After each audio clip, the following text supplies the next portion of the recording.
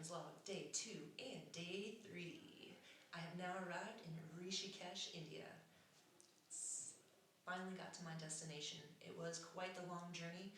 Hopefully, if you watch day 1, you'll notice that day 2 and day 3 I have put together in one video. Day 2 was mostly spent in Istanbul, Turkey at the airport. Unfortunately, when I missed my connecting flight, I did have to wait a full 24 hours until I was able to get back on another flight. So, kind of spent most of that time just in the airport, sleeping, internet, drinking coffee, not coffee, tea. Haven't had coffee in a week and a half, almost 2 weeks now, which is crazy. For anyone that knows me, I drink usually 2 to 3 cups a day. So trying to get rid of the caffeine out of the system. Now I'm officially no caffeine and vegetarian diet for the next 4 weeks. So we'll see how all that goes for my body. Shouldn't be too hard, I think. I eat a pretty healthy diet back home, and I stick to pretty vegetarian style meals a lot of the time. I eat a lot of fish and chicken, so I don't think it's going to be too hard on my body to adjust to that. The caffeine, on the other hand, might take some adjusting to, but I think in the end it'll work out and be okay for me. So. Day 3 has pretty much been just arriving here in Rishikesh. We arrived in New Delhi at the airport early this morning at 5 a.m. That was an interesting adventure trying to do the currency exchange. Currently, right now, India is no longer accepting 1,500 rupee bills. So the government has now put a stop to accepting those. So a lot of the currency exchange places were completely overwhelmed. A couple of banks ran out of money. I stood in line for well over an hour trying to exchange some money to be able to have some Indian rupees to spend.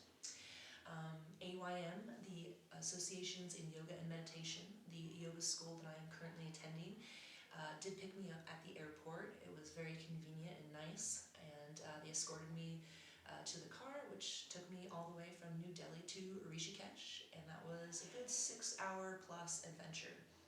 If you have ever been to anywhere where traffic jams are more often than not, come to India, and I promise you, you will actually appreciate where you come from, more than likely. I was in Thailand last year. Traffic was insane. Just driving was insane.